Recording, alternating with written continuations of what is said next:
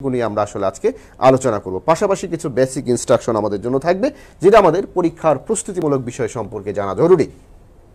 আসলে পরীক্ষার আগের একটা প্রস্তুতি, যেটাকে আমরা আসলে টার্গেট ধরে থাকি, যে কোনো একটা টার্গেট যদি তুমি সেট করতে না পারো তোমার জীবনের ক্ষেত্রে, সেটা পরীক্ষার প্রস্তুতি হোক আর যে কোনো সাধারণ কাজ হোক, প্রত্যেকটা জায়গায় তোমাকে আসলে টার্গেট সেট করতে হবে। টার্গেট সেট করা ছাড়া তুমি আসলে তোমার টার্গেট বা ফোকাসটা তোমার কোথায় হবে, সেটা কি সেন্টারে নাকি আসলে সেটা হলো তোমার রেডিয়াসের মধ্যে, এই বিষয়টা তোমাকে আসলে তোমার ওই মাথার মধ্যে সেট করে নিতে হবে যে এক্স্যাক্টলি আমার টার্গেটটা কি হবে পরীক্ষার প্রস্তুতির জন্য, আমার আসলে মূল টার্গেটটা কি হবে। তোমার টার্গেট যদি প্লাস হয়ে থাকে তাহলে এ প্লাস, তোমার টার্গেট যদি হয়ে থাকে এ প্লাস এবং আমার পাঠ্য বইয়ের সকল বিষয় ভালো করে জানা, তাহলে তোমার টার্গেট হবে সেটা। তোমার টার্গেট যদি এর বাইরেও এই প্রত্যাশাকেও ছাপিয়ে আর অনেক কিছু হয়ে থাকে, সেই টার্গেট অবশ্য তোমাকে সেট করতে হবে এখানে। যাই হোক, সেজন্য আমরা বলছি যে পরীক্ষার আগের প্রস্তুতির জন্য আমাদের একটা টার্গেট সেট করাটা খুবই জরুরি, এবং যে কোনো পরীক্ষার প্রধান গুরুত্বপূর্ণ দিক হলো নিজেকে তৈরি করা, রেডি রাখা, যে আই অ্যাম রেডি। অর্থাৎ প্রত্যেক শিক্ষার্থীকে আসলে তৈরি রাখতে হবে সব সময়ের জন্য, কারণ বর্তমান এই কোভিড উদ্ভূত যে পরিস্থিতি হয়েছে আমাদের, যে কোনো সময় পরীক্ষার জন্য তোমাদের ডিক্লারেশনটা চলে আসতে পারে, এবং অবশ্যই এর জন্য আসলে সবসময় নিজেকে প্রস্তুত রাখতে হবে। হ্যাঁ, গভর্নমেন্ট কর্তৃক বা এনসিটিবি কর্তৃক যে শর্ট সিলেবাস দেওয়া হয়েছে, সেই শর্ট সিলেবাস প্রণীত সেখান থেকে যে প্রশ্নগুলো হবে, আমি আবারও বলছি, এখান থেকে যেহেতু অল্প চ্যাপ্টার যারা প্রশ্ন করবেন, প্রশ্নকর্তারা কিন্তু এই অল্প চ্যাপ্টারগুলো কম্বাইন করে প্রশ্ন করতে গিয়ে প্রশ্নের ধরনটা কিন্তু, প্রশ্নের যে প্যাটার্নটা আছে সেটা আগের মতোই সৃজনশীল যেভাবে আমরা এতদিন ধরে চর্চা করেছি তেমনই থাকবে। তবে এখানে কম্পিটিশন বেড়ে যাবে, কারণ মাত্র 4টি এই চ্যাপ্টার সবাই সমানভাবেই রপ্ত করবে। অতএব তোমার এই কম্পিটিশনটা কিন্তু এখন অনেক বেড়ে গিয়েছে, এটা কিন্তু মনে রাখতে হবে। তো যাই হোক, আমরা দেখব যে নিজেকে যোগ্য এবং প্রস্তুত রাখা, যে আই অ্যাম রেডি, প্রত্যেকটি জায়গায় আসলে সবসময় যে কোনো কাজের জন্য সর্বদা প্রস্তুত থাকতে হবে। এটা আমাদের মানসিকভাবে আমরা এগিয়ে থাকবো, অন্য যে কারো কাছ থেকেই মানসিকভাবে নিজেকে যতটুকু এগিয়ে রাখতে পারবে, তাহলে বুঝবে যে তোমার 50% তোমার সেই কাজটা হলো অলরেডি ডান, তুমি যদি নিজেকে মেন্টালি প্রিপেয়ার রাখতে পারো আগে থেকেই। তো এখানে সিলেবাসটা, যেহেতু আমাদের সিলেবাসটা একটু চেঞ্জ হয়েছে, এই জন্য আবারও বলছি যে সকল বোর্ডের সকল শিক্ষার্থীদের জন্যই আসলে আমাদের এসএসসির জীববিজ্ঞানের যে সিলেবাস, সেটি 2, 4, একাদশ এবং দ্বাদশ এই অধ্যায়গুলো থেকেই আসলে করা হবে। এই প্রশ্ন এখান থেকেই প্রশ্ন করা হবে। অতএব এই অধ্যায়গুলোই তোমাদের, এখান থেকে তোমাদের সেই শর্ট সিলেবাস, এবং শর্ট সিলেবাসে কোনো টপিক কিন্তু আমরা বাদ দিইনি, অর্থাৎ এই 4টা অধ্যায় পূর্ণাঙ্গ অধ্যায় থেকেই প্রশ্ন করা হবে। অতএব বিভ্রান্ত হওয়ার কোনো কারণ নেই। অন্য কোনো জায়গা থেকে কোনো নিউজ পেলে সেই নিউজটাকে আমরা অবশ্যই ইগনোর করব, কারণ আমরা জানি যে আমাদের আসলে সিলেবাস মানবন্টনটা কি। এবং আবারও বলছি, একটু রিমাইন্ডার দিয়ে নিচ্ছি যে মানবন্টনটা হবে অবশ্যই তোমাদের সেই 25 নম্বর হচ্ছে এমসিকিউ, 25-এ 25, 50 নম্বর হচ্ছে 8টি সৃজনশীল থেকে আমাদের 5টি আনসার করতে হয়, যেরকম প্রিভিয়াস আমরা এতদিন পরীক্ষা দিয়ে এসেছি আমাদের ইন্টারনাল পরীক্ষাগুলোর ক্ষেত্রেও, সেভাবেই 50, 25 এবং 25 এভাবেই 100 নম্বরের পূর্ণাঙ্গ মানবন্টন আমাদের ভালো করে জানতে হবে। তো আমরা দেখতে পাচ্ছি যে এখানে আমাদের অনেক বন্ধুই কিন্তু যুক্ত হয়েছে। যাই হোক, আমরা দেখতে পাচ্ছি যে বিশেষ করে ট্যাগ ডান করে ফেলেছে পূজা। থ্যাংক ইউ পূজা, ট্যাগ ডান করে ফেলেছে। সম্ভবত বাবার আইডি থেকে অনেকেই প্রবেশ করে, মায়ের আইডি থেকে অনেকেই প্রবেশ করে।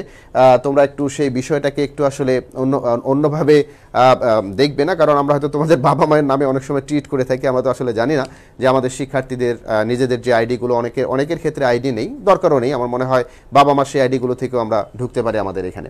যাই হোক, আমরা এখানে দেখি নানা রকম ভালো ভালো কমেন্টস করছে। স্যার, দ্বিতীয় এবং প্রাণী টিস্যু এর প্রকারভেদে অনেক প্রবলেম হয়। নো প্রবলেম পূজা, আমরা নেক্সট ক্লাসে হলো প্রাণী টিস্যু নিয়ে আজকে আলোচনা করব। তবে আজকে অর্গানেলসগুলো নিয়ে আলোচনা করব, যে সেল অর্গানেলস, অর্থাৎ এখানে হলো প্ল্যান্ট সেল, অ্যানিমাল সেলের মধ্যে যে অর্গানেলসগুলো আছে, এগুলোর যে স্ট্রাকচার আছে, এগুলোর প্রপার্টিজ কেমন, এবং বেসিক্যালি এগুলোর অ্যাক্টিভিটিসগুলো কেমন, এগুলো কোন কাজ করে থাকে, এদের ইম্পর্টেন্স কেমন সেই সেলের ভেতরে, সেই বিষয়গুলো নিয়ে আমরা আসলে আজকে আলোচনা করব।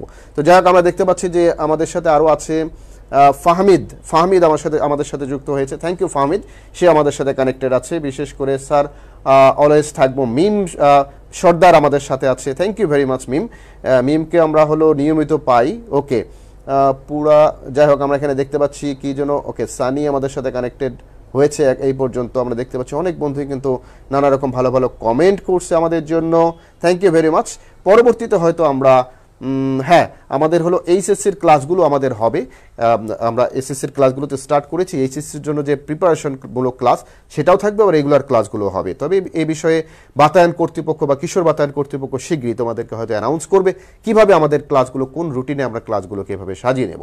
যাই হোক সুপ্রিয় শিক্ষার্থী বন্ধুরা, আমরা আমাদের মূল আলোচনার দিকে চলে যাই। তো যাই হোক, আমাদের সিলেবাস এবং প্রশ্ন পদ্ধতি সবই ঠিক থাকবে, বিভ্রান্ত হওয়ার কোনো কারণ নেই যে তোমাদেরকে এমসিকিউ কিংবা শুধুমাত্র সিকিউ অথবা অন্য কোনোভাবে অ্যাসাইনমেন্ট দিয়ে পরীক্ষা দেওয়া হবে, এই ধরনের কোনো কথায় আসলে কান দিতে যেও না, কারণ সেখানে তোমার বিভ্রান্ত হওয়ার সুযোগ রয়েছে। তো আমরা এবার একটু দেখে নিচ্ছি যে আমাদের সাথে আর কি বিষয় আছে, একটু আমরা দেখে নেই। বিশেষ করে টাইমটা হচ্ছে আমাদের জন্য খুবই ইম্পর্টেন্ট। আমরা জানি যে সময়টা মানুষের জীবনের জন্য খুবই গুরুত্বপূর্ণ, কারণ মিস্টার ফ্র্যাঙ্কলিন একটা কথা বলেছেন যে জীবনকে যদি তুমি ভালোবাসো তবে সময়ের অপচয় করো না, কারণ আমাদের এই জীবনটা ছোট ছোট ক্ষুদ্র ক্ষুদ্র সেকেন্ড, মিনিট, ঘন্টা এগুলোর সমন্বয়েই তৈরি। অতএব উনি এই কথাটাকেই চমৎকার করে বলেছেন যে জীবনকে যদি তুমি ভালোবাসো তবে সময়ের অপচয় করো না, কেননা জীবন যার সময়ের মূল্য যত বেশি তার জীবনের মূল্য ততই বেশি। খুব স্বাভাবিকভাবেই আমরা আসলে এই কথাগুলো বলতে পারি এবং প্রত্যেকেই আমরা আমাদের জীবনে এই সময়ের মূল্যটাকে কাজে লাগাবো। এখন থেকেই ঝাঁপিয়ে পড়ো তোমাদের পরীক্ষার প্রস্তুতির জন্য, এবং আবারও বলছি প্রত্যেকটা লাইন ধরে ধরে প্রশ্ন করো। মাত্র 4টি অধ্যায় থেকে যেহেতু প্রশ্ন হবে, কোন জায়গা থেকে কোন লাইন, ইভেন কি প্রত্যেকটা ওয়ার্ড থেকেও প্রশ্ন আসার সম্ভাবনা রয়েছে। বইটিকে চমৎকার করে দাগিয়ে পড়ো। আমরা হয়তো নেক্সট ক্লাস থেকে বই দাগিয়ে দেখেই পড়বো কোন লাইনটা ইম্পর্টেন্ট। আজকে আমরা কিছু সরাসরি কিছু কাজে বা ইভ্যালুয়েশনে আমরা নিজেরা অংশগ্রহণ করব। আমরা একটু দেখব, চেক করে যে আসলে সেগুলোর উত্তর আমরা জানি কিনা, আমরা পারি কিনা। যাই হোক সুপ্রিয় শিক্ষার্থী বন্ধুরা, টাইমের কথা বললাম, এবার পড়ার বিষয়গুলোকে কিভাবে পড়ব, কিভাবে পড়লে টপিকগুলো আমাদের জন্য ভালো হয়। আমরা সকলেই অনেক সময় আমরা দেখি যে কিছু কিছু শিক্ষার্থী গদ বাঁধা পড়াগুলো পড়তে পছন্দ করে কিংবা না বুঝেই পড়ে, আবার কেউ হুমড়ি খেয়ে পড়ে, অর্থাৎ একটা পড়া পেয়েছে, একটা টপিক পেয়েছে, সেটা পড়ে ফেলার চেষ্টা করে। আসলে তা না, যে কোনো পড়াকেই যদি আমরা খণ্ড খণ্ড ছোট ছোট ভাগে ভাগ করি, একটু লিখি, আবার সেই টপিকটাকে ভাগ করে যদি পড়ার চেষ্টা করি, তাহলে এই পড়ার সাথে এই খণ্ডিত অংশগুলোর একটার আরেকটার সাথে যে ইন্টার রিলেশনটুকু রয়েছে, সেই রিলেশনটুকু নিয়ে পড়লেই সৃজনশীলে ভালো করা সম্ভব। কারণ এই সৃজনশীলে প্রত্যেকটা টপিকের বিষয়গুলো আমাদের একদিকে বইয়ের বিষয়বস্তুর সাথে মিল রেখে জীবনের চারপাশের বিষয়বস্তুগুলো কিংবা জীবন সঙ্গীন কোনো বিষয়ের সাথে মিলিয়ে প্রশ্ন করা হয়ে থাকে। সেক্ষেত্রে সেই প্রশ্নগুলো সহজেই উদ্দীপক ধরা সম্ভব হয় এবং উদ্দীপকের বিষয়বস্তু বুঝে প্রশ্নের উত্তর করা আমাদের জন্য খুবই সহজ হয়ে পড়ে। যাই হোক, আমরা এখানে দেখতে পাচ্ছি যে পড়ার বিষয়বস্তুগুলোকে খণ্ড ভাগ করে ভাগগুলোর মধ্যে কি করতে হবে, এখানে ধারাবাহিক একটা সমন্বয়, সম্পর্ক বজায় রেখে এবং বাস্তব জীবনের সঙ্গে মিলিয়ে পড়তে পারলে তাহলেই আমাদের পড়াগুলো মনে থাকবে, রিয়েলাইজেশনটা আমাদের ভালো হবে। মুখস্থ নয়, তবে বুঝে বুঝে পড়বো আমরা, সেই বিষয়টি আমাদের একটু মাথায় রাখতে হবে। এবার আমরা একটু দেখে নিচ্ছি যে পড়ার সাথে লেখার সম্পর্ক কতটুকু। এই জন্যই বলে পড়া এবং লেখা, অর্থাৎ দুটো সন্ধিযুক্ত শব্দ একসাথে হয়েছে পড়ালেখা। তো আমরা এখানে দেখি যে যতটুকু পড়া হলো তার সঙ্গে সঙ্গে লিখে ফেলতে হবে এবং লেখার পর পঠিত যে বিষয় আছে সেটি আবারও একবার মিলিয়ে দেখতে হবে কতটুকু ঠিক লিখলাম, কতটুকু বেঠিক লিখলাম। যাই হোক, এই ঠিক বেঠিকের হিসাবটুকু অবশ্যই লিখার পরে প্রত্যেককেই মিলিয়ে নিতে হবে। আমরা এখানে দেখতে পাচ্ছি আমাদের সাথে এখনও অনেক বন্ধু যুক্ত হয়েছে এবং অনেকেই কিন্তু আমাদের সাথে, বিশেষ করে মুরাদ স্যারও চলে আসবে হয়তো, যারা আমাদের কিশোর বাতায়নের স্যারকে খুঁজছো। ওকে, যাই হোক, আমরা এখন দেখতে পাচ্ছি আমাদের সাথে অনেক বন্ধুই অনেক ধরনের চমৎকার কিছু কমেন্ট করছে। তবে আমরা কিছু প্রশ্ন নিয়েই একটু পরে হাজির হব, এগুলো একটু দেখে নেওয়ার চেষ্টা করছি। অবশ্যই আমরা সেই লিখবো, অর্থাৎ যখনই আমরা যতটুকু পড়ি ততটুকু লিখার অভ্যাসটা এখন থেকে আমরা তৈরি করব। অনেকের এই ভালো অভ্যাস আছে, আমি বলছি না যে তোমরা লিখো না, ডেফিনেটলি তোমরা লিখো, তবে প্রত্যেকটা পড়ার পর একটু যদি আমরা লিখি, প্রয়োজনে আমরা পুরোটা যদি না লিখি সেখানে কিওয়ার্ডগুলো একটু লেখার চেষ্টা করি, তাতেও কিন্তু আমাদের সেই বিষয়বস্তু সম্পর্কে একটা দখল তৈরি হবে। যাই হোক, আমরা এখানে দেখে নিচ্ছি যে হাতের লেখা খুব ইম্পর্টেন্ট একটা বিষয়। বারবার যে বিষয়টা বলা হয়ে থাকে যে তুমি অনেক ভালো ভালো টপিক লিখেছো, একটা খুব চমৎকার করে তোমার প্রশ্নের উত্তর তোমার উত্তরপত্রের মধ্যে উপস্থাপন করেছো, কিন্তু তোমার হাতের লেখা ঠিকমতো যায় না দেখা চশমা দিয়েও। তাহলে এমনটা যদি হয় তাহলে কিন্তু সেই পরীক্ষক বা নিরীক্ষক উনি কিন্তু তার বিরাগভাজন হওয়ার সম্ভাবনা রয়েছে। ভালো লিখলেও ভালো নম্বর পাওয়াটা খুব একটা সম্ভব নয়। আর হাতের এই লেখা ভালো সুন্দর লেখা বলতে বোঝায় ঝকঝকে তকতকে কাটাকাটিবিহীন যে লেখা সেটাই। মুক্তোরে দানার মতো লেখা হতে হবে এমনটা কোনো মানে নেই, তবে ঝকঝকে তকতকে যেটা পড়া যায়, সুন্দরভাবে পড়া যায়, অক্ষরের মাত্রা জ্ঞান এগুলো সব ঠিকঠাক রেখে, তবে যদি অনুশীলন বেশি করা সম্ভব হয় তাহলে হাতের লেখা ভালো করা সম্ভব হবে। এবং একটি বিষয় খেয়াল রাখতে হবে, হাতের লেখা যেমন ভালো হতে হবে তেমন একটু দ্রুত হওয়াটা জরুরি। এরপরে যেটি যে আমরা অনেক সময় প্রচুর বানান ভুল করে থাকি, এবং আবারও বলছি যে বানান ভুলের দিকে আমাদের প্রত্যেকের করা নজর রাখতে হবে। যাই পড়ি না কেন সেখানে ভুল বানান মানেই পরীক্ষকের বিরাট ভজন হওয়া। অনেকেই মনে করে যে বিজ্ঞান বিষয়ের যে বিষয়গুলো আছে সেখানে বুঝি বানান টানান ভুল করলে শিক্ষকরা এড়িয়ে যায়। আসলে এড়িয়ে যাওয়ার কিছুই না। তুমি অনেক বানান ভুল করে সেখানে লিখে রেখেছো, মাইটোকন্ড্রিয়ার জায়গায় সাইটোকন্ড্রিয়া লিখে রেখেছো, সেখানে শিক্ষক কি তোমাকে নম্বর দেবে কিনা? আসলে সেখানে নম্বর পাওয়ার কোনো সুযোগ নেই। অতএব বানান ভুলটা একটা বড় ফ্যাক্ট। তো যাই হোক, এখানে তোমরা দেখতে পাচ্ছ বানান সে নিজেও ভুল এবং ভুল সে নিজেও ভুল। এই ধরনের ভুল যদি করা হয়, হাতের লেখা যতই সুন্দর হোক সেখানে কিন্তু সেই সৌন্দর্য আর কোনো কাজে লাগবে না। আমরা দেখে নিলাম আমাদের অনেকগুলো বিষয় নিয়ে, যে বিষয়গুলো সত্যিকার অর্থে একজন শিক্ষার্থী হিসেবে আমাদের মানাটা খুবই জরুরি। পাশাপাশি যেহেতু জীববিজ্ঞান একটি চিত্র নির্ভর এবং চিত্রের সাথে রিলেটেড একটি বিষয়, অর্থাৎ প্রত্যেকটা চিত্র ধরে ধরে আলোচনা করা হয়, চিত্রই বেশিরভাগ সময় উদ্দীপক হিসেবে আমাদের প্রশ্নের সাথে চলে আসে। অতএব এই চিত্রকে ভালোভাবে আমাদের স্টাডি করতে হবে এবং এই চিত্রের প্রত্যেকটি অংশ সুন্দর করে লেবেলিং করে খাতায় আঁকতে হবে। এই লেবেলিংগুলো তুলে দিয়ে ABCD কিংবা ক খ গ ঘ মার্কিং করে এই প্রশ্নগুলো করা হয়। অতএব এই চিত্রের প্রত্যেকটা বিষয়ের খুঁটিনাটি নারী নক্ষত্র জ্ঞান আমাদের খুব ভালোভাবে মনে রাখতে হবে এবং বাসায় চিত্র আঁকার অনুশীলনটা এখন থেকে খুব জোরালোভাবে করতে হবে। তো যাই হোক, আমরা দেখলাম এতক্ষণ আসলে পড়ালেখার বিষয়গুলো নিয়ে কথা বললাম। অনেকে হয়তো ভাবছো যে স্যার শুধু পড়ার উপদেশ, পরীক্ষায় ভালো করার উপদেশই দিচ্ছে, আর কোনো উপদেশ কি নেই? অবশ্যই আমাদের যে কাজটা করতে হবে যে নিজেদেরকে ফিট রাখতে হবে। আমরা যদি সুস্থ থাকি, তোমাদের সকলের জন্য অনেক অনেক দোয়া, তোমরা প্রত্যেকেই খুব সবসময় ভালো থাকো, সুস্থ থাকো এবং বর্তমান সময়ে অযথাই আবারও বলছি যে বাইরে যাওয়ার প্রয়োজন নেই। কারণ তোমরা জানোই যে বর্তমান সময়ে সারা বিশ্বের পরিস্থিতি কোন দিকে আবার নতুন করে মন নিয়েছে। অতএব পরীক্ষার প্রস্তুতির জন্য বা নিজেকে সবসময় ভালো রাখার জন্য সুস্বাস্থ্য হওয়াটা জরুরি। সুস্বাস্থ্য মানে তো তোমরা জানোই যে আসলে মেন্টাল এবং আমাদের ফিজিক্যাল দুটো দিক থেকে আমাদের সুস্থতা থাকতে হবে। এবং খেলাধুলা ইনডোর, এখন তো ইনডোর গেমগুলো তোমরা খেলতে পারো, অর্থাৎ এই ডিভাইসের বাইরে যে গেমগুলো আছে সেই গেমগুলো তোমরা খেলতে পারো। ঘরের মধ্যে থেকে ছোট ভাই বোন কিংবা যারা আছে তাদের সাথেও, পরিবারের সদস্যদের সাথে ইনডোর গেমগুলো খেলতে পারো, যেখানে ফিজিক্যাল অ্যাক্টিভিটিসগুলো হয়। এই ধরনের কিছু গেম, পরিমিত খাবার গ্রহণ এবং অবশ্যই পর্যাপ্ত ঘুমের প্রয়োজন রয়েছে।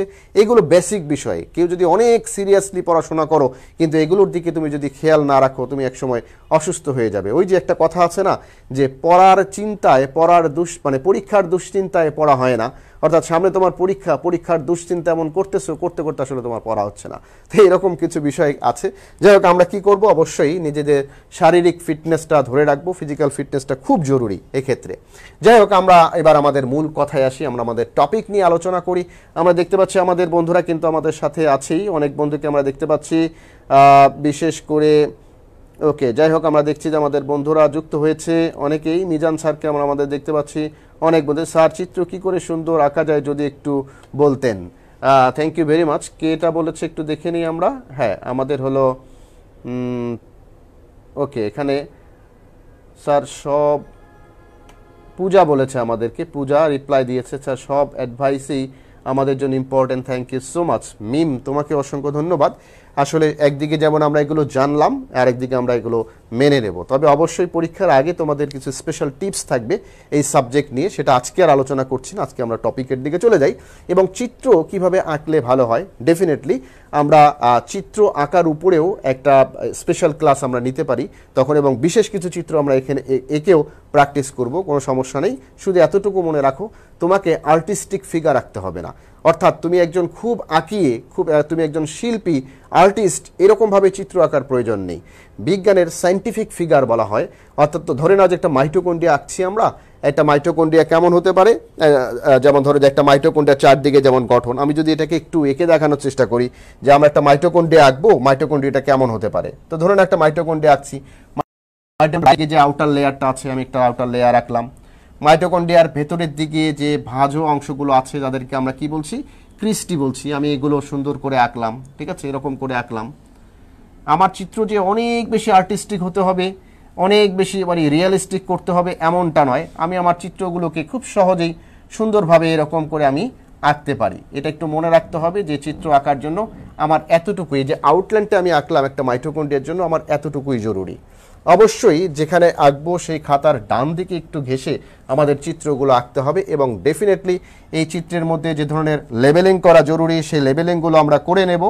অবশ্যই যেখানে যেখানে আমাদের লেবেলিং করা জরুরি আছে সেই জায়গাগুলো আমরা নির্দিষ্ট জায়গায় যেভাবে লেবেলিং করতে হয় সেই লেবেলিংগুলো আমরা করে নেব, ঠিক আছে। যেভাবে লেবেলিং দরকার, আউটার লেবেল, তারপর মাঝখানে যে লেয়ারটা আছে আউটার লেয়ার, সেটা দুটোর মাঝখানে মধ্যবর্তী জায়গায় একটা অংশ আছে যাকে আমরা বলছিল ম্যাট্রিক্স, এর ভেতরে হলো ডিএনএ আছে, আমাদের এই মাইটোকন্ড্রিয়াল ডিএনএ আছে, এর গায়ের মধ্যে অসংখ্য এরকম রাইবোজোম লেগে থাকে, মাইটোকন্ড্রিয়াল যে রাইবোজোমগুলো আছে, এভাবে আমরা এটাকে লেবেলিং করব। তার মানে এবং অবশ্যই লেবেলিংটা ডান দিকেই করার চেষ্টা করব। কিছু জটিল ফিগার রয়েছে যে ফিগারগুলোতে শুধু ডান দিকে লেবেলিং করলে তার এখান থেকে যে লেবেলিং করব সেগুলো একটু ঘুরিয়ে ফিরিয়ে অ্যারোগুলো সুন্দর করে দিয়ে লেবেলিং করব।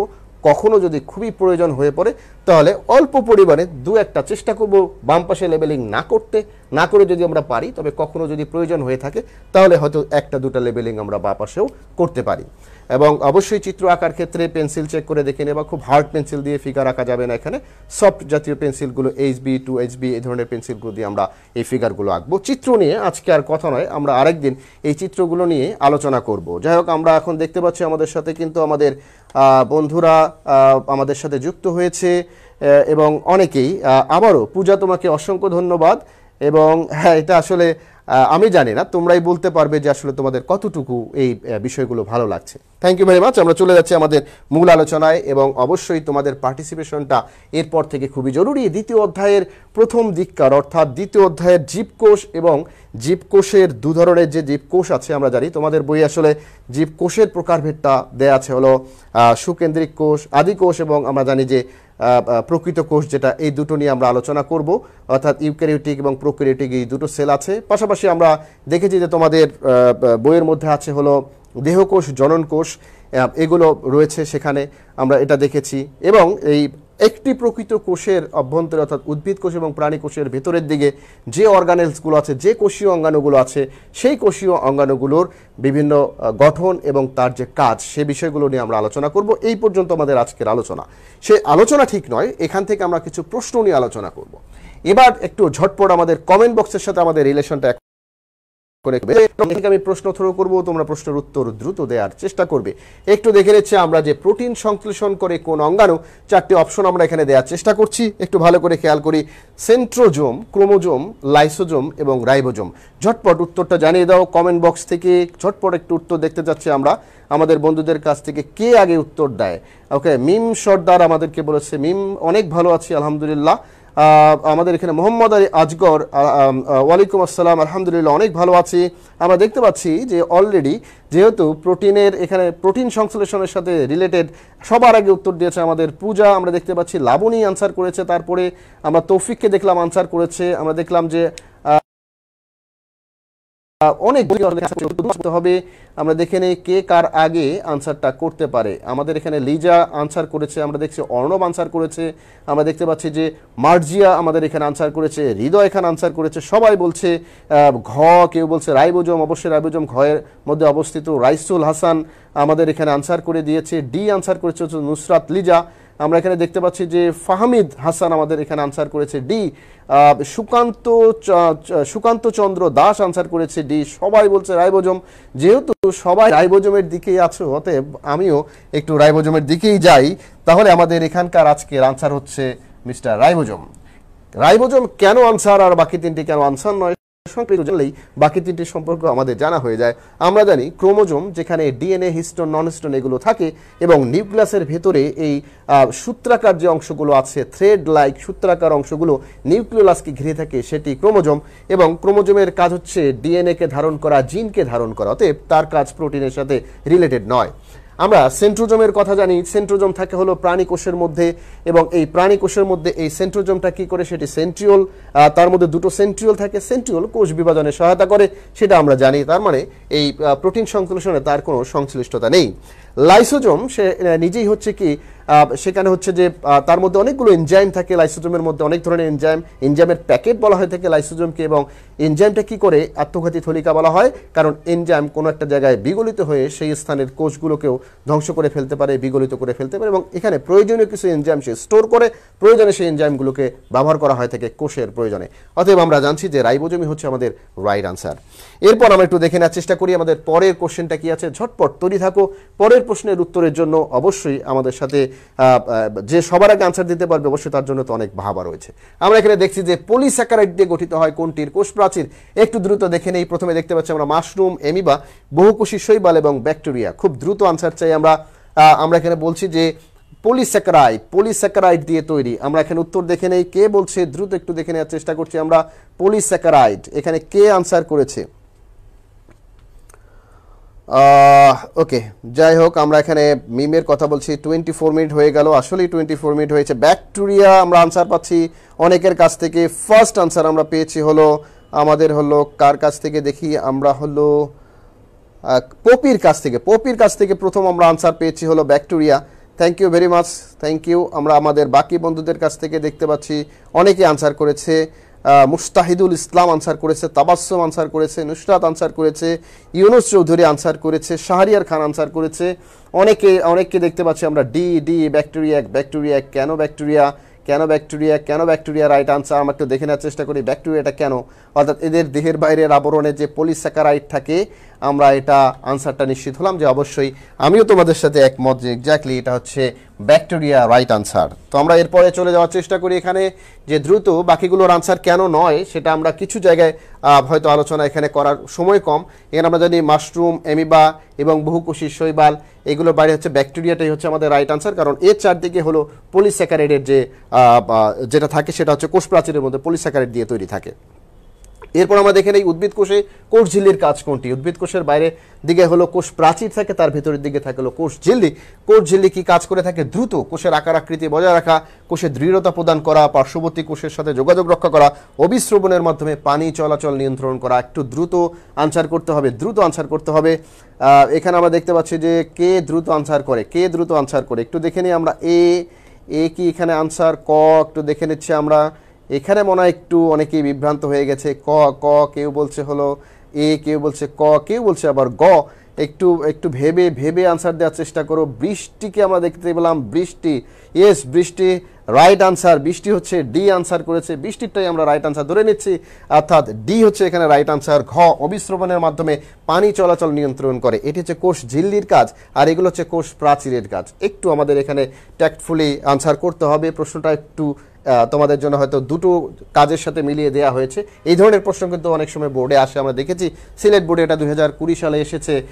এবার যে আসবে না এমনটা কিন্তু কথা নয়, কারণ এই চ্যাপ্টার থেকেই কিন্তু প্রশ্ন হবে, এই প্রশ্নগুলোকে কিন্তু হাইলাইট করে প্রশ্ন করা হবে, অতএব এগুলো খুব ইম্পর্টেন্ট। যাই হোক, এবার আমরা একটু দেখে নেওয়ার চেষ্টা করি কোষ ঝিল্লির ভাঁজকে কি বলা হয়। এখানে আমরা দেখতে পাচ্ছি হাইলাস, মাইক্রোভেলাই, ক্রিস্টি, ম্যাট্রিক্স। একটু দ্রুত আনসার করতে হবে কোষ ঝিল্লির ভাঁজকে কি বলা হয়। দ্রুত আমরা একটু দেখে নিচ্ছি কে আছে আমাদের সাথে কে আছে। কোষ ঝিল্লির ভাঁজ, কোষের চারদিকে কোষ প্রাচীরের ভেতরের দিকে কোষ ঝিল্লি। উদ্ভিদ কোষ যদি চিন্তা করি তার ভেতরের দিকে যে ভাঁজ পড়ে যায় সেই ভাঁজকে আমরা কি বলছি? আমরা কি সেটাকে ম্যাট্রিক্স বলবো, নাকি আমরা সেটাকে ক্রিস্টিকে আমরা রাইট আনসার দেব, নাকি আমাদের এখানে সঠিক উত্তরটি হাইলাস অথবা মাইক্রোভেলাই হচ্ছে আমাদের সঠিক আনসার? কোনটা রাইট আনসার একটু দ্রুত দেখে নিচ্ছি আমরা। কে রাইট আনসার করেছে? এখানে কে আমরা দেখতে পাচ্ছি মিম সরকার। এখানে হলো আবিদা আলী রাইট আনসার দিয়েছে। একটু দ্রুত করতে হবে। বাকিরা আমরা দেখতে পেয়েছি পূজাও আনসার দিয়েছে অনেকে। হাসিবুল আমাদেরকে আনসার করেছে খ। সবাই যেহেতু ক্ষয়ের দিকে যাচ্ছে, তাহলে আমি কেন অন্য দিকে যাব? ডেফিনেটলি মাইক্রোভিলাই হচ্ছে, ক্ষয় হচ্ছে এটার রাইট আনসার। ডেফিনেটলি ক্ষয় হচ্ছে রাইট আনসার, কারণ আমরা জানি যে একটি কোষ ঝিল্লির চারদিকে এরকম যে ভাঁজগুলো থাকে কোনো কারণে, সে ভাঁজগুলোকে বলছি আমরা মাইক্রোভিলাই। এরকম ভাঁজ থাকে কোষ ঝিল্লির ভেতরে, তাকে আমরা বলছি হলো মাইক্রোভিলাই। এবং এই মাইক্রোভিলাই থাকে হলো কোষ ঝিল্লির এই ভাঁজ হওয়া অংশকে। হাইলাস থাকে হলো আমাদের কিডনির মধ্যে, কিডনির ভাঁজ খাওয়া অংশ। ক্রিস্টি থাকে আমরা জানি মাইটোকন্ড্রিয়ার ভেতরের দিকে ভাঁজ খাওয়া অংশ। ম্যাট্রিক্সটা হলো ম্যাট্রিক্স হলো একটা ধাত্র, যাকে আমরা বলছি ধাত্র, যার ভিতরে বিভিন্ন উপাদানগুলো সেখানে থাকতে পারে। সেটা হচ্ছে যে কোনো সেলুলার ম্যাট্রিক্স হতে পারে, মাইটোকন্ড্রিয়াল ম্যাট্রিক্স হতে পারে, অথবা ক্লোরোপ্লাস্টের ম্যাট্রিক্স হতে পারে, যেটা ধাত্র তাকে বলছে ম্যাট্রিক্স, অর্থাৎ মাইক্রোভিলাই হচ্ছে রাইট আনসার। এরপরে আমরা একটু দ্রুত চলে যাই, দেখি আমরা সৌরশক্তিকে আবদ্ধ করে রাসায়নিক শক্তিতে রূপান্তরিত করে কোনটি। আমরা এখানে দেখেছি যে রাজশাহী বোর্ডে 2019 সালে প্রশ্নটি এসেছে, এবার যে আসবে না এমন কোনো কারণ নেই। খুব ইম্পর্টেন্ট একটা কোশ্চেন আমরা এখানে দেখতে পাচ্ছি। অক্সিজম কে কোথায় থাকে এগুলো সম্পর্কে জানলেই আমরা কিন্তু বুঝতে পারি যে আসলে এই অক্সিজম কোথায় থাকে। ফাইকোঅ্যারিথ্রিন এটা কি জিনিস, আর ফাইকোসায়ানিন এটাই বা কি জিনিস, পাশাপাশি হলো থাইলাকয়েড সেটাও বা কি, তার অবস্থান কোথায়। তাহলে আমরা একটু দ্রুত দেখে নিচ্ছি রাইট আনসার কোনটা, কে ঝটপট আনসার দেবে। আমরা দেখতে পাচ্ছি যে এখানে মুস্তাহিদুল ইসলাম, সে হলো আনসার করেছে রাইট আনসার। কোনটা হতে পারে একটু ভেবে আনসার করো। পূজা আনসার করেছে ক, একটু ভেবে আনসার করো কোনটা রাইট আনসার, কোনটা রাইট আনসার। দ্রুত আমরা এখানে একটু দেখে নিচ্ছি যে একটু দ্রুত আনসার করতে হবে। এটা রাইট আনসার কোনটা হবে, ক হলো অক্সিজম, ফাইকোঅ্যারিথ্রিন, গ হচ্ছে ফাইকোসায়ানিন, আর ঘ হচ্ছে থাইলাকয়েড। একটু সহজ করে দেওয়ার চেষ্টা করি। আমরা জানি মাইটোকন্ড্রিয়ার ভেতরের দিকে সবৃন্তক যে গোলাকার বস্তু থাকে সেটার নাম হচ্ছে অক্সিজম, এবং এখানে আমরা দেখছি ফাইকোঅ্যারিথ্রিন এবং ফাইকোসায়ানিন এগুলো হচ্ছে রঞ্জক উপাদান যেগুলো ক্রোমোপ্লাস্টের ভেতরে থাকে, এবং থাইলাকয়েড তার অবস্থান হলো ক্লোরোপ্লাস্টের ভেতরে। আর আমরা জানি ক্লোরোপ্লাস্ট সেটা হলো সবুজ ধরনের যে প্লাস্টিক, তাকে বলছি ক্লোরোপ্লাস্ট, এবং সৌরশক্তিকে আবদ্ধ করে রাসায়নিক শক্তিকে রূপান্তরিত করার কাজ তাহলে কার হবে, আমরা আনসার জেনে গিয়েছি, ঘ answer thylakoid is the right answer. So আমরা একটু পরে এরপরে দেখে নেওয়ার চেষ্টা করি যে কোন জীবে মাইটোকন্ড্রিয়া অনুপস্থিত। দিনাজপুর বোর্ডে আমরা এই প্রশ্নটাকে আসতে দেখেছি এবং খুব ইম্পর্টেন্ট একটা কোশ্চেন এটা। এই ধরনের প্রশ্নটা যদি পরীক্ষায় প্রায়শই আসে, আমরা একটু দেখে নেওয়ার চেষ্টা করি এখানে কোনটা রাইট আনসার। আমরা দেখতে পাচ্ছি ক হলো আর্থোকার্পাস, খ হচ্ছে যে ট্রাইকোমোনাস, গ হচ্ছে হলো কপসাইকাস, এবং ঘ হচ্ছে দুত্রাফাইনাস। তাহলে এটা কোনটা রাইট আনসার, একটু ঝটপট আমরা একটু দেখে নেই। মোহাম্মদ হুসাইন আনসার করেছে হলো ক, সুকান্ত আনসার করেছে জানা ছিল না স্যার। কেন জানা ছিল না, এটা তো বইয়ের মধ্যেই রয়েছে অবশ্যই, থ্যাংক ইউ ভেরি মাচ। আমরা এই বিষয়গুলো সম্পর্কে আরো ভালো করে জানবো, ক্লোরোপ্লাস্টের ডিসেকশন করে সে বিষয়টা জানবো। ডেফিনেটলি না জানাটা কোনো প্রবলেম না, কিন্তু আজকে তো আমরা জানলাম, নিশ্চয়ই এটা ভালো লাগার বিষয়, নতুন কোনো মানে জানার বিষয়। আমরা এখানে অনেকেই আনসার করেছে খ, কেউ বলেছে হলো ক। আমরা দেখতে পাচ্ছি যে বেশিরভাগ শিক্ষার্থী খ আনসার করেছে। একটু খেয়াল করে দেখবে তোমরা কি আসলে ভুল আনসার করছো কিনা, বইয়ের মধ্যে কি আসলে ট্রাইকোমোনাস সম্পর্কে কোনো কথা বলা আছে কিনা। ডেফিনেটলি খ হচ্ছে রাইট আনসার, এবং ট্রাইকোমোনাস যেটি এসটিডি অর্থাৎ সেক্সুয়াল ট্রান্সমিটেড ডিজিজ, মহিলাদের ক্ষেত্রে একটা ডিজিজ তৈরি করে থাকে, সেটি স্ত্রী রোগের জন্য একটা ডিজিজ তৈরি করে থাকে একটা প্রোটোজোয়ান, সেই প্রোটোজোয়ানটা হচ্ছে ট্রাইকোমোনাস, এবং ট্রাইকোমোনালিস নামে এক ধরনের ডিজিজ সে তৈরি করে থাকে। যাই হোক, এই যে জীবাণুটা আছে, প্রোটোজোয়ান একটা জীবাণু, এটাই হচ্ছে রাইট আনসার, এবং যেখানে কোনো মাইটোকন্ড্রিয়া থাকে না। এবার আমরা একটু দেখে নেওয়ার চেষ্টা করি যে কোন জীবের কোষে মাইটোকন্ড্রিয়া অনুপস্থিত। আরও একটা কোশ্চেন, সেম কাছাকাছি একেবারেই প্রশ্ন, কুমিল্লা বোর্ডে এটা এসেছে 2020-তে। এখানে আমরা দেখতে পাচ্ছি যে আর্থোকার্পাস, আমরা জানি আর্থোকার্পাস এটা হচ্ছে কাঁঠালের বৈজ্ঞানিক নাম, কপসাইকাস এটা হচ্ছে আমাদের দোয়েল পাখি, জাতীয় পাখির বৈজ্ঞানিক নাম। আমরা দেখতে পাচ্ছি হলো মনোসার্কো মনোইডেস, এটা হচ্ছে হলো একটা এটাকে আমরা ধরে নিই এটা হচ্ছে একটা প্রোটোজোয়ান, এবং এপিস এটা হচ্ছে মৌমাছি। তাহলে খুব সহজেই আনসার কোনটা আমরা তার দিকে ধাবিত হওয়ার চেষ্টা করব। সবাই একটু দেখে নিচ্ছি এটা কোনটা আনসার, সবাই দিয়েছে গ। সাইফুল হলো বি বলেছে, সরি আমরা এটাকে বি কে রাইট আনসার নিতে পারছি না, কারণ হচ্ছে এখানে হচ্ছে যে মনোসার্কো মনোকয়েডিস আমরা এখানে দেখতে পাচ্ছি মনোইডিস, এটা হচ্ছে যে মনোসার্কো মনোইডিস, উচ্চারণটা হবে মনোসার্কো মনোইডিস। এটাও প্রোটোজোয়ান, এটাও অণুজীব, তবে এই প্রোটোজোয়ানটা মধ্যে কোনো মাইটোকন্ড্রিয়া থাকে না। এপিস আমরা জানি মৌমাছি এবং অন্যান্য যেগুলো আছে এগুলো তাদের কোষ তো হলো, এরা অনেক উন্নত প্রাণী, এবং উদ্ভিদ তাদের ক্ষেত্রে তাদের কোষ তো অনেক উন্নত, এবং সেখানে মাইটোকন্ড্রিয়ার অবস্থান থাকে, শুধু একটাই না, এখানে শতাধিক মাইটোকন্ড্রিয়া থাকতে পারে এক একটা কোষে। ক্লোরোপ্লাস্টের কোন অংশে সালোক সংশ্লেষণের আলোক পর্যায় সংগঠিত হয়? আমার মনে হয় একটু ইম্পর্টেন্ট কোশ্চেন এটাও খুব ইম্পর্টেন্ট কোশ্চেন। দুই ঝিল্লির মাঝখানে ক্লোরোপ্লাস্টের যে দুটো ঝিল্লি থাকে, দ্বিস্তর ঝিল্লি দ্বারা আবৃত অঙ্গাণু কিন্তু ক্লোরোপ্লাস্ট, যার ভেতরে গ্রানা থাকে, থাইলাকয়েড থাকে, গ্রানাম ল্যামেলাম থাকে, কোন অংশগুলো থাকে, এবং স্ট্রোমা থাকে, এগুলো সবই জানি আমরা, কিন্তু কোন জায়গায়? এটা কি দুই ঝিল্লির মাঝে, এটা কি গ্রানায়, স্ট্রোমায়, নাকি গ্রানাম ল্যামেলামে? আমরা একটু কমেন্ট বক্সে ঘুরে আসি, দেখি আমাদের শিক্ষার্থী বন্ধুরা সেখানে আনসার করতে পেরেছে কিনা। আমরা এখানে দেখতে পাচ্ছি যে গ হাসিবুল হাসান হামজা গ আনসার করেছে, মোহাম্মদ মানিক ভুঁইয়া গ আনসার আনসার করেছে গ। ওকে, পূজা একটু বেশি মনে কমেন্ট করে ফেলতেছে। আলামিন বলছে যে ওকে কম কমেন্ট করতে। না, পূজার মতো কমেন্ট তোমরা দ্রুত করো, তোমরাও ওর মতো হলো কমেন্ট করে ফেলো। Thank you very much. আমরা এখানে মিমকে দেখলাম, মিম বি আনসার করেছে। নুজহাতকে দেখছি, সে হলো সি আনসার করেছে। সাইফুল সি আনসার করেছে। সাইফুলের আগে একটা ভুল করেছে নিশ্চয়ই, বা সাইফুলের দিকে আমরা কি ধাবিত হতে পারি কিনা। না সাইফুল, খুবই সরি, এবারও ভুল হয়ে গেল, কোনো অসুবিধা নেই। এটা হচ্ছে গ্রানায়। আসলে স্ট্রোমার মধ্যে তুমি স্ট্রোমাকে দিয়েছে, স্ট্রোমার মধ্যে পরবর্তী ঘটনাগুলো ঘটে, কিন্তু গ্রানার মধ্যে গ্রানাটাই আসলে ওই যে ফটোটা আছে, যেটা আলোটা আছে, সেটা সে কি করে রিসিভ করে থাকে। তার মানে মূলত আলোক পর্যায়টা সংগঠিত হলো গ্রানায়, পরবর্তীতে স্ট্রোমার মধ্যে অন্যান্য ঘটনাগুলো সংগঠিত হয়ে থাকে। Thank you very much. আমরা এখানে খকে আনসার আমরা নিচ্ছি, যারা খ আনসার করেছো ইউ রাইট।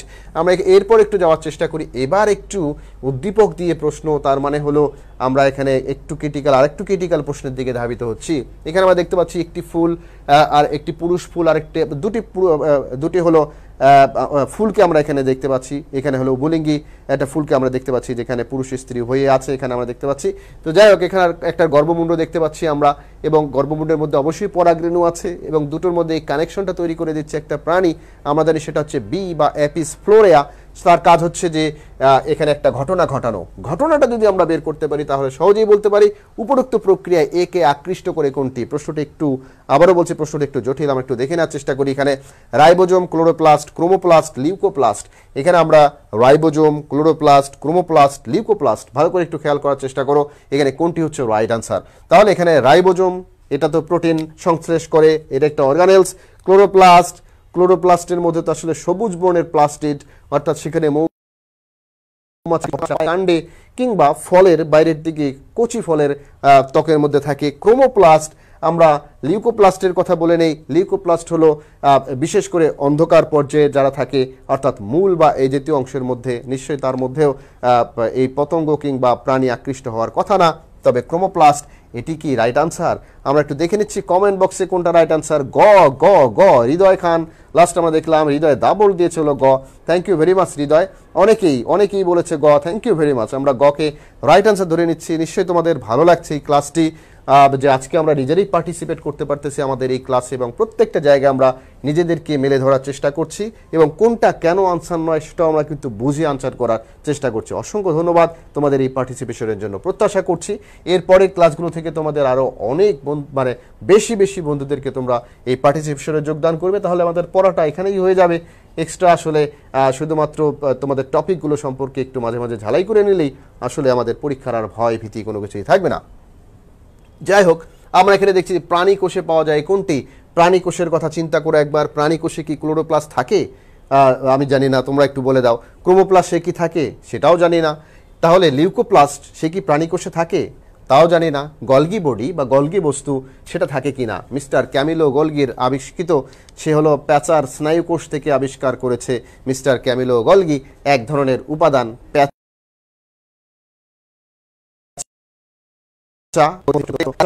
বললাম, তার মানে প্রশ্নের উত্তর হয়ে গেছে। বিড়াল এবং প্যাঁচা, এদেরকে নিয়ে আসলে আলোচনা করতে গিয়ে আমরা দেখেছি মিস্টার ক্যামিলো গলগি এক ধরনের আলোচনা করেছে, এক ধরনের উপাদান আবিষ্কার করেছে, কোষীয় উপাদান, কোষীয় অর্গানেল, সেটা হচ্ছে গলগি অ্যাপারেটাস বা গলগি বস্তু। ঘ অনেকেই উত্তর দিয়েছে ইতিমধ্যেই, তার মানে আমার চেয়েও তোমরা কিন্তু অনেক ফাস্ট। কমেন্ট বক্স তাই বলে দিচ্ছে, বা উত্তর বলার আগে দেখে নেই যে তোমরা কিন্তু উত্তর করা তোমাদের শেষ।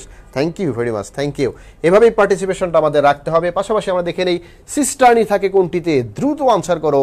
সিস্টার্নি, centrosome, endoplasmic reticulum, Golgi body এবং পাশাপাশি লাইসোজোম, কোনটিতে সিস্টার্নি থাকে? একটু দ্রুত আনসার করে দাও।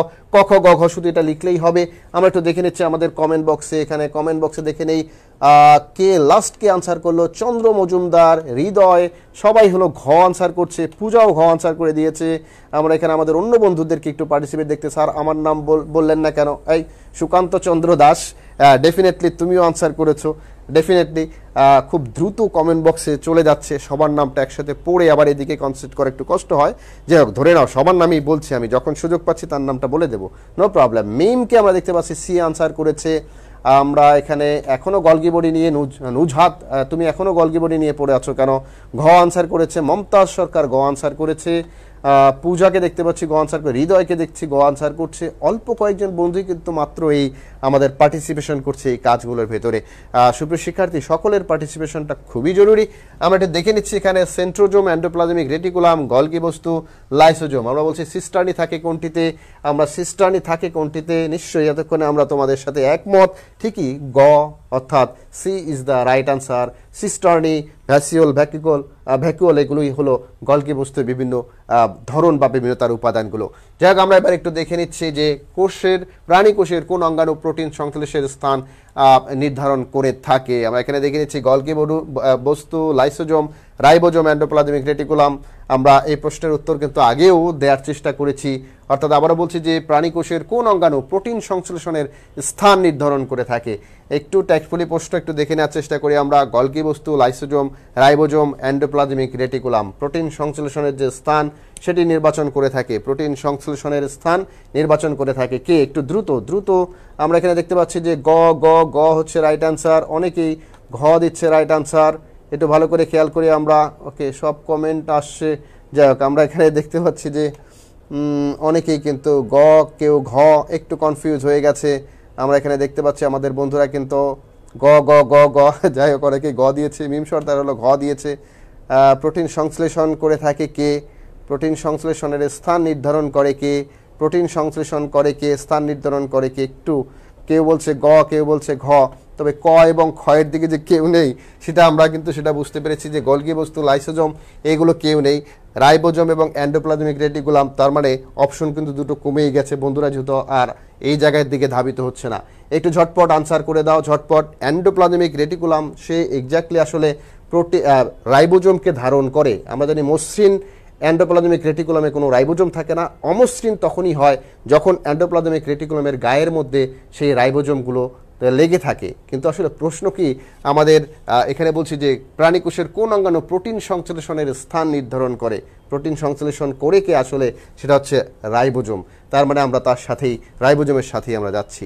তো সুপ্রিয় শিক্ষার্থী বন্ধুরা, একটু খেয়াল করে দেখো যে কোন অঙ্গাণু প্রোটিন সংশ্লেষে সাহায্য করে সেটা একটু দেখে নেওয়ার চেষ্টা করো। এখানে লাইসোজোম, রাইবোজোম এবং এখানে মাইটোকন্ড্রিয়া, সেন্ট্রোজোম। একটু ভালো করে খেয়াল করি, সরাসরি প্রোটিন সংশ্লেষণে সাহায্য করে।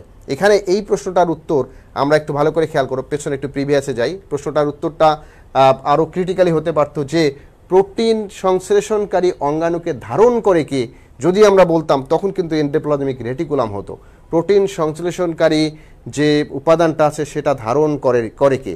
আর এখানে বলছি যে প্রোটিন সংশ্লেষণের স্থানকে নির্ধারণ করে, অর্থাৎ প্রোটিন সংশ্লেষিতই হয় হলো রাইবোজোমের দুটো ইউনিট থাকে। তোমরা জানো যে 70S রাইবোজোম, 80S রাইবোজোম।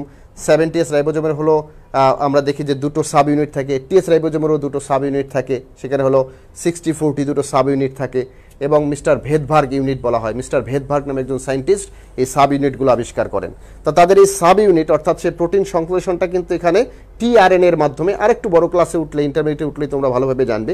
আমাদের এখানে হলো যে ট্রান্সলেশন যে প্রসেসটা আছে সেই ট্রান্সলেশনের সেই প্রসেসটা কিন্তু এখানে ঘটে। অর্থাৎ আমরা এই জন্যই রাইবোজোমের দিকে ধাবিত হচ্ছি। এনিওয়ে, আমরা এখানে এই প্রশ্নটার উত্তর আমরা জানলাম, এটাও রাইবোজোম রাইট আনসার। এখানে আমরা দেখতে পাচ্ছি রাইবোজোমকে নিয়ে রাইট আনসার দেখতে পাচ্ছি। পাশাপাশি আমরা দেখি কোন অঙ্গাণুটি ব্যাকটেরিয়াতে উপস্থিত থাকে? Mitochondria, plastid, endoplasmic reticulum, ribosome. একটু ভালো করে খেয়াল করো কোন অঙ্গাণুটি ব্যাকটেরিয়াতে উপস্থিত থাকে। ব্যাকটেরিয়া একটি আদিকোষী এবং আদিকোষের মধ্যে কে থাকবে? একটু ভালো করে খেয়াল করি আমরা, আদিকোষের মধ্যে আসলে কে থাকবে? একটু দ্রুত আনসার দেওয়ার চেষ্টা করি, দ্রুত, ঝটপট একটু ঝটপট দেখি আমরা। বেশ ভালো লাগছে অনেকদিন পর সেই class, thank you very much. আমরা এখানে দেখি যে এখনকার প্রশ্নের আনসার, তাবাসসুম মানিকা, এখনকার প্রশ্নের আনসারটা আমরা দেখি যে কোন অঙ্গাণুটি ব্যাকটেরিয়াতে উপস্থিত থাকে? কোন অঙ্গাণুটি ব্যাকটেরিয়াতে উপস্থিত থাকে? একটু দ্রুত একটু দেখার চেষ্টা করি। অনেকেই হ্যাঁ, তোমরা পেরে গেছো যারাই কমেন্ট করেছো। ডেফিনেটলি কোন অঙ্গাণুটি হলো ব্যাকটেরিয়াতে উপস্থিত থাকে? আমরা জানি ব্যাকটেরিয়া হলো কোন ধরনের কোষ? আদিকোষ। তাহলে আদিকোষের মধ্যে আসলে এর যে অর্গানেলগুলো আছে, mitochondria, Golgi body, endoplasmic reticulum, এগুলো সেখানে থাকে না। তবে সেখানে রাইবোজোম থাকে, কারণ তার ভিতরেও তো আসলে প্রোটিনাস অ্যাক্টিভিটি হতে হয়। সে তো একটা কোষের অন্যান্য যে উপাদানগুলো সেগুলো তো প্রোটিন, এবং সেখানে ডেফিনেটলি সেই প্রোটিনের সংশ্লেষণটা সেখানে ঘটতে হয়। যাই হোক, আমরা এটারও আনসার পেয়ে গেছি এখানে। পাশাপাশি এবার আমরা একটু দেখার চেষ্টা করি মাছে বিদ্যমান প্রধান উপাদান নিচের কোনটি দ্বারা সংশ্লেষিত হয়? একটু বুদ্ধি খাটিয়ে প্রশ্নের উত্তর করতে হবে। মাছের মধ্যে বিদ্যমান, মাছ, ফিশ, ফিশটা আমরা কেন খাই, আমাদের দেহের কিসের চাহিদা পূরণ করার জন্য খাই, মাছ খেলে বা মাছের দেহের মধ্যে যে উপাদানটা থাকে তার মধ্যে যে ফ্লেশি উপাদান থাকে সেটা মূল উপাদানটা হচ্ছে কি বলো দেখি, একেবারে ক্ষুদ্রতম উপাদান হচ্ছে অ্যামিনো অ্যাসিড। অ্যামিনো অ্যাসিড দিয়ে কি তৈরি হয়, অনেকগুলো অ্যামিনো অ্যাসিডের পলিমারকে আমরা বলছি কি, ডেফিনেটলি আমিষ বা প্রোটিন। তার মানে হলো এখানে আমরা বুঝেই গিয়েছি যে প্রোটিনের কথা বলা হয়েছে, আর প্রোটিন থাকলেই আমাদের চোখটা চলে যায় কোন জায়গায়, আমরা একটু দেখে নিচ্ছি, রাইবোজোম রাইবোজোম রাইবোজোম। তার মানে রাইবোজোম নিয়ে দেখা যাচ্ছে অনেক প্রশ্ন হয়েছে, প্রত্যেকটা বোর্ডেই একবার না একবার রাইবোজোম নিয়ে প্রশ্ন করেছে, তাকে একটু গুরুত্ব দিতে হবে আমাদের, সবসময় রাইবোজোমকে একটু সমীহ করতে হবে, কারণ সেখান থেকে প্রশ্ন হওয়ার চান্সেস রয়েছে। না, আসলে আমাদের প্রত্যেকটা জায়গা থেকেই প্রশ্ন হতে পারে। একজন প্রশ্নকর্তা কখন কিভাবে প্রশ্ন সেট করবেন তখন আসলে তার চিন্তাধারার উপরে, সেই সময়ের উপরেই ডিপেন্ড করে। তবে বেশিরভাগ প্রশ্নই যে জায়গাগুলো থেকে হয় সেটা সম্পর্কে তো আমরা অবশ্যই সেই জায়গাগুলোতে কেয়ারফুলি থাকবো, সেটা মনে রাখতে হবে। তো নিম্নের কোনটি প্রাণীকোষের মধ্যে বিদ্যমান, আবার একবার দেখে নেই। প্রাণীকোষের কথা বলা হয়েছে, প্রাণীকোষের মধ্যে বিদ্যমান রয়েছে কি ক্রোমোপ্লাস্ট, প্রাণীকোষের মধ্যে কি ক্লোরোপ্লাস্ট আছে, প্রাণীকোষের মধ্যে কি কোষ প্রাচীর থাকে, প্রাণীকোষের মধ্যে কি সেন্ট্রোজোম থাকে, আমি জানি না, উত্তর দেখব আমরা আমাদের কমেন্ট বক্সে। একটু ঘুরে আসি কমেন্ট বক্স থেকে। আমরা এখানে দেখতে পাচ্ছি যে মোহাম্মদ ইউনুস আনসার করেছে হলো ঘ ঘ ঘ, একবারে অনেকগুলো ঘ আনসার করে দিয়েছে সে। এতগুলো ঘ যদি দাগিয়ে ফেলো তাহলে 25টির মধ্যে কি সব কি ঘ দাগাবে কিনা। যাই হোক, আমার কিন্তু দেখো যে ইন্টেনশনালি আমি এটা করিনি, তবে আজকের ম্যাক্সিমাম কোশ্চেনের আনসারই কিন্তু ঘ, আবার এর পরেরটা যে ঘ হবে এটা কিন্তু ভেবো না। যাই হোক, আমরা একটু দেখে নিচ্ছি এখানে ঘ হচ্ছে রাইট আনসার। সেন্ট্রোজোমের কথা বলেছে হলো আমাদের Nuzhat, thank you very much Nuzhat, আমরা রাইট আনসার পেয়ে গেছি। নাহিদ আক্তার, সকল বন্ধু। এখানে মোহাম্মদ মানিক ভূঁইয়া সি আনসার করেছো, কেন কেন তুমি সি এর দিকে গিয়েছো? কোষ প্রাচীর কি প্রাণীর কোষের মধ্যে থাকে কিনা, প্রাণী কোষের, উদ্ভিদ কোষের অনন্য বৈশিষ্ট্য কোষ প্রাচীর, প্রাণী কোষে যা থাকে না এটা দিয়ে আমরা তাদেরকে কম্পেয়ার করি। উদ্ভিদ কোষের অনন্য বৈশিষ্ট্য ক্লোরোপ্লাস্ট, যেটা হলো প্রাণী কোষের মধ্যে থাকে না, এটা দিয়ে আমরা কম্পেয়ার করে থাকি। উদ্ভিদ কোষের অনন্য বৈশিষ্ট্য ক্রোমোপ্লাস্ট, যে সকল কালারফুল উদ্ভিদের কালারফুল অঙ্গের মধ্যে যেটা থাকে তাকে বলছে আমরা ক্লোরোপ্লাস্ট, যাদের ক্ষেত্রে পতঙ্গ কিংবা প্রাণী আকৃষ্ট হয়ে তাদের পরাগায়ন কিংবা তাদের প্রজননে হেল্প করে থাকে, আমরা তো এটা জানি। যাই হোক, আমরা এখানে দেখবো যে সেন্ট্রোজোম হচ্ছে আমাদের রাইট আনসার। এবং সেন্ট্রোজোমটা কি আমরা জানি যে সেন্ট্রোজোম হচ্ছে, আমরা একটা কোষের অভ্যন্তরে, প্রাণী কোষের অভ্যন্তরে দেখে থাকি, এখানে হলো কি থাকে, পাশাপাশি দুটো সেন্ট্রিওল থাকে, এরকম করে আমরা দেখেছি হলো পাশাপাশি দুটো সেন্ট্রিওল থাকে, এরকম দুটো সেন্ট্রিওল থাকে এরকম, এবং সেন্ট্রিওলের মধ্যে এখানে সেন্ট্রোপ্লাজম থাকে, সেন্ট্রিওলটার মধ্যে সেন্ট্রোপ্লাজম থাকে।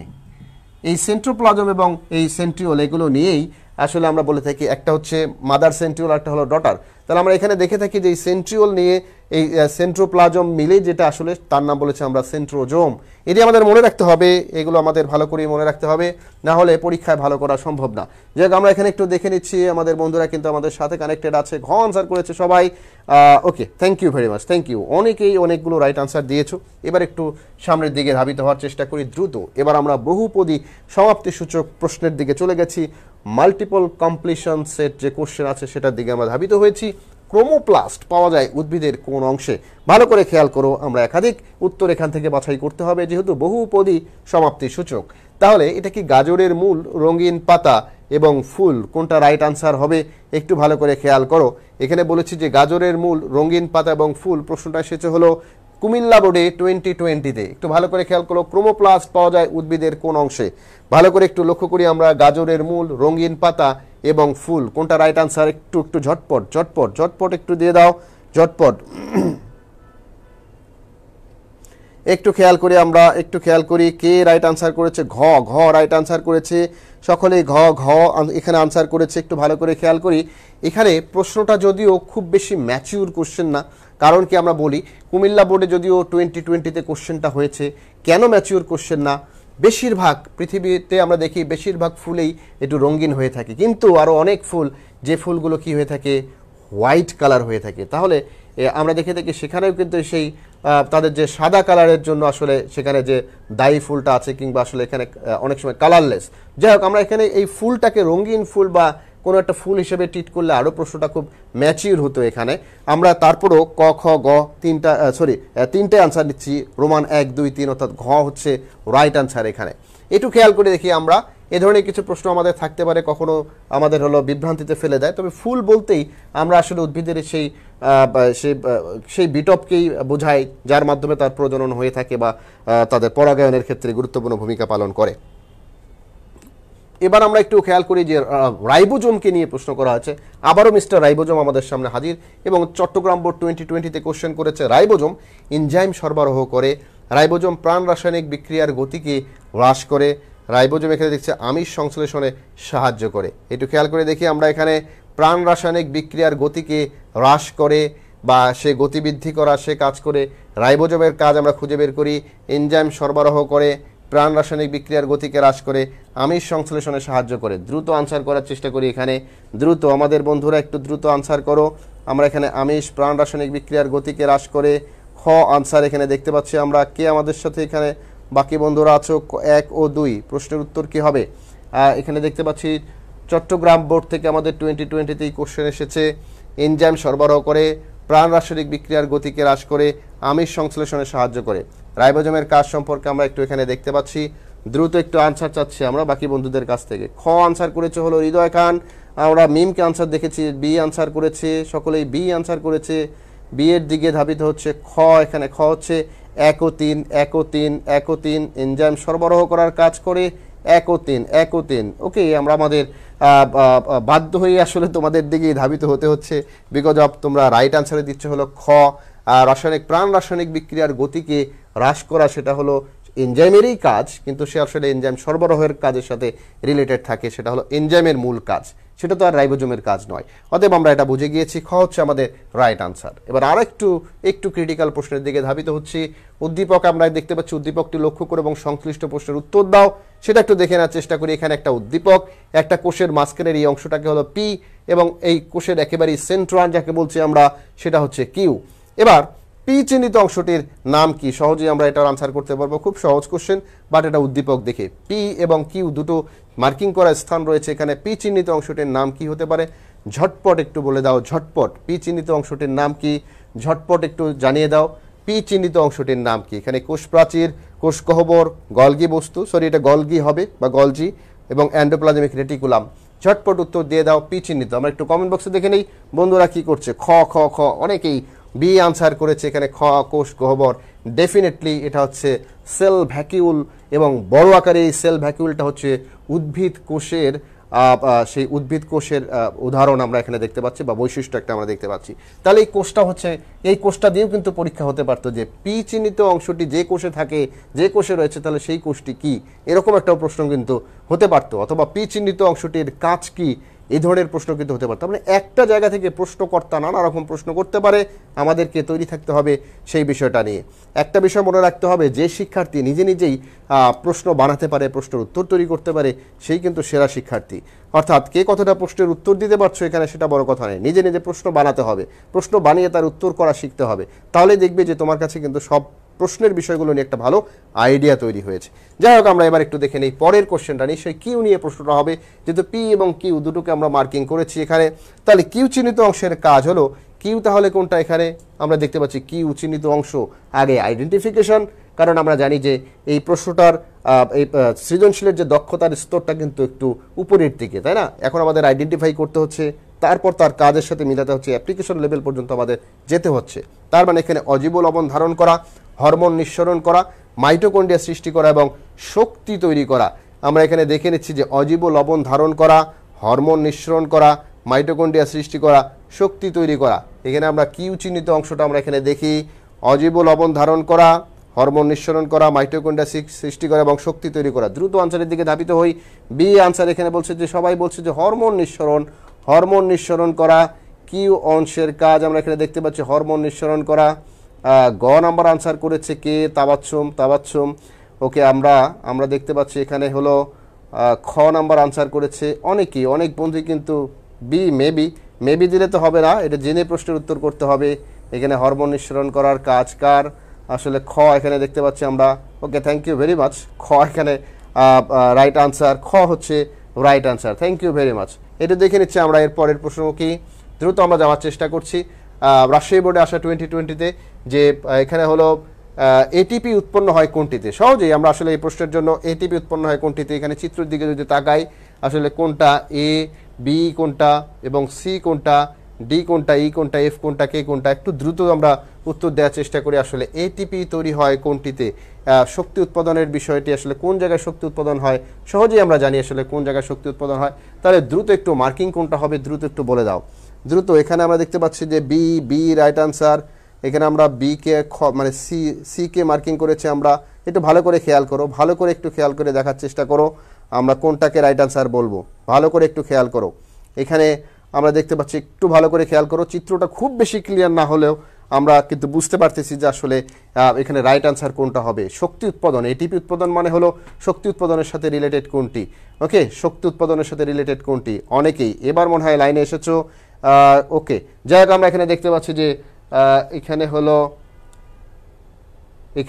একটু একটু ভালো করে খেয়াল করো, আমরা এখানে কাকে হলো ধরবো, একটু ভালো করে খেয়াল করি।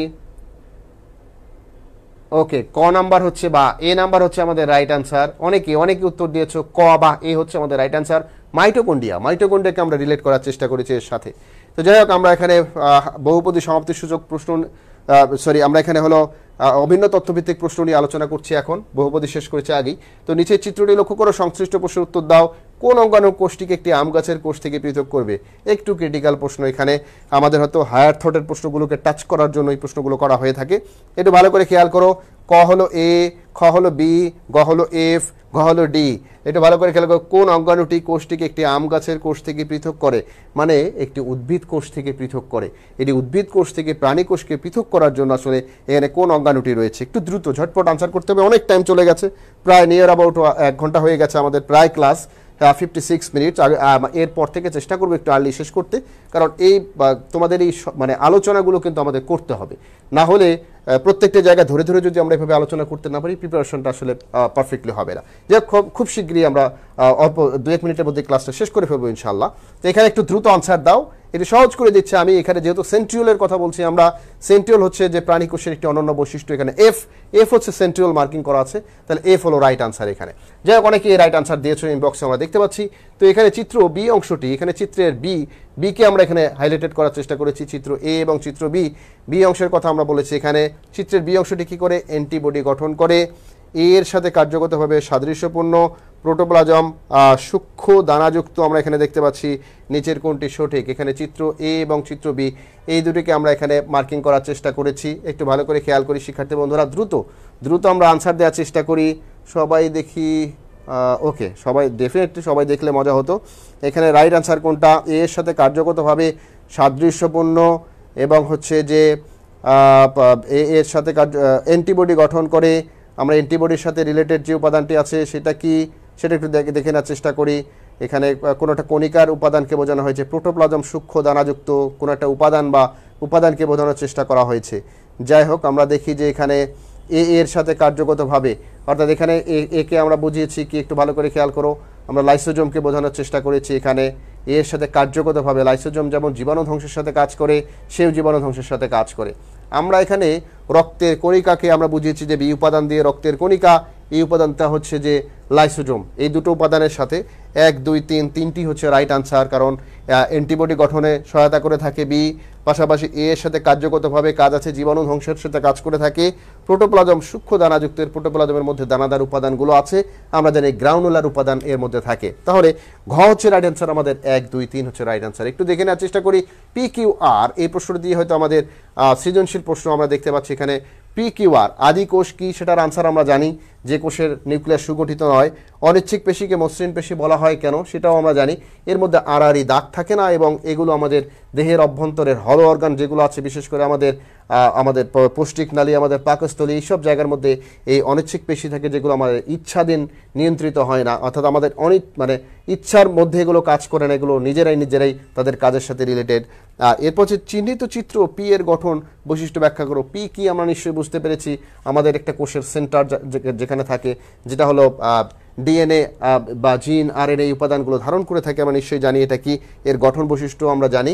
এর বাইরের দিকে কি থাকে, ভেতরের অভ্যন্তরে নিউক্লিওপ্লাজম, নিউক্লিয়ার মেমব্রেন, নিউক্লিয়ার আবরণ, নিউক্লিয়ার এনভেলাপ বা নিউক্লিয়ার পোর থাকে, নিউক্লিওলাসকে ঘিরে ক্রোমাটিন জালিকা থাকে, এগুলো আমরা জানি, এগুলো ব্যাখ্যা করব। পরিবেশের ভারসাম্য রক্ষায় কিউ এবং আর, কিউ কি আছে এখানে একটু ভালো করে দেখো, কিউ এবং আর এই দুটোর মধ্যে কম্পেয়ার করতে হবে। কি হচ্ছে এখানে হচ্ছে মাইটোকন্ড্রিয়া, আর হচ্ছে আমরা দেখতে পাচ্ছি যে সেটি হচ্ছে ক্লোরোপ্লাস্ট। তাহলে পরিবেশের ভারসাম্য রক্ষায়, তার মানে ক্লোরোপ্লাস্ট থেকেই আসে হলো শক্তি, খাদ্য তৈরি হয়, সেটা প্রাণীর মধ্যে ট্রান্সমিটেড হয়, প্রাণী বেঁচে থাকে, উদ্ভিদ বেঁচে থাকে।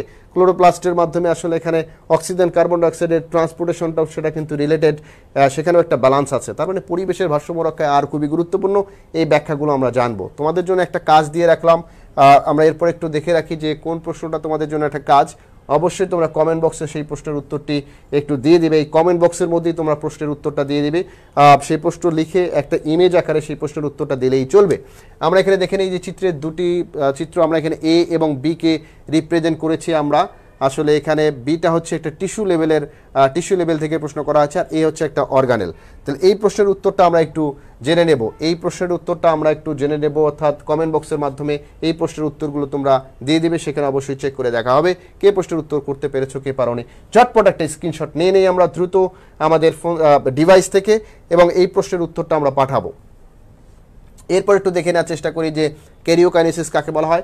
নিউক্লিয়াসের বিভাজনকে বলা হয় ক্যারিওকাইনেসিস, আর মনে রাখতে হবে কোষের বিভাজনকে বলা হয় সাইটোকাইনেসিস। সম্পূর্ণ কোষের বিভাজনকে বলছি আমরা সাইটোকাইনেসিস, বাট নিউক্লিয়াসের বিভাজনকে বলছি আমরা ক্যারিওকাইনেসিস, যেটা আমরা জানি।